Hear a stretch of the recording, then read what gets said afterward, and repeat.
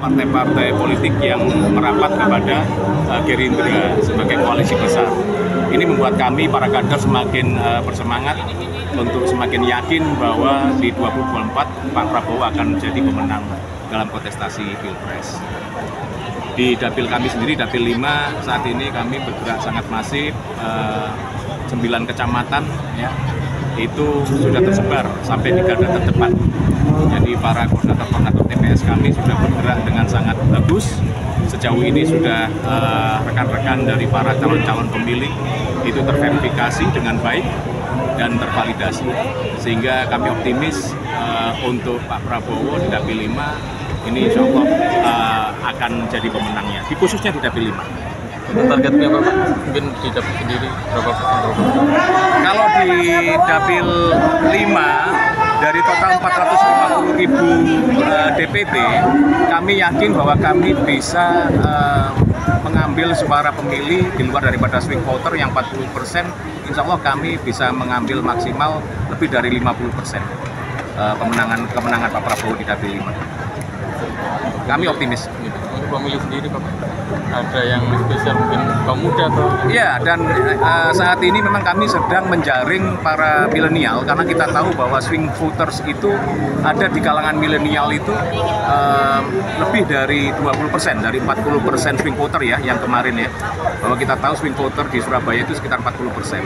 Dan saat ini kami sedang berjuang, berupaya keras dengan berbagai program yang arahnya ke milenial, kelompok milenial.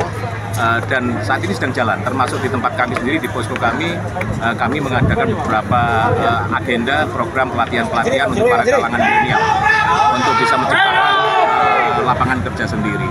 Pesan-pesan Pak untuk teman-teman masyarakat di dapil 5.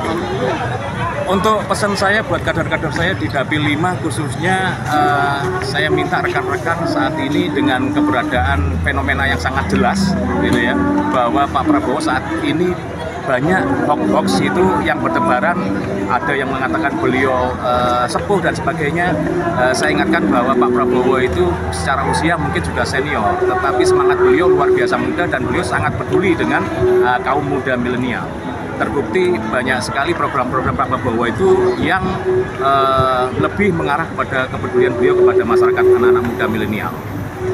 Kita tahu kayak kemarin beliau juga memberangkatkan PSSI usia 17 ya, yang ke mana namanya, ke Yunani atau kemana itu ya, akademi itu. Nah ini adalah salah satu bukti bahwa Pak Prabowo tidak bisa dilepas, tidak bisa dipisahkan dari para kalangan milenial. Tanggung jawab beliau, kebetulan beliau begitu sangat tinggi terhadap kalangan anak-anak muda. Dan salah satunya beliau di dalam organisasi sayap kita di Gerindra itu ada yang namanya TIDAR, ya, Tunas Indonesia Raya, di mana TIDAR itu adalah organisasi sayap Gerindra yang menyerap tenaga muda, adik-adik milenial. Tadi barusan saya juga ngobrol sama mereka. Begitu luar biasanya mereka. Itu Mas. Tetap semangat untuk adik-adik muda milenial, yakin bahwa Pak Prabowo lah pilihan terbaik untuk membawa harapan dari para milenial Indonesia, generasi muda Indonesia, sehingga 2045 kita benar-benar akan menuju Indonesia Mas. Matur nuwun, Bapak Wakil Ketua.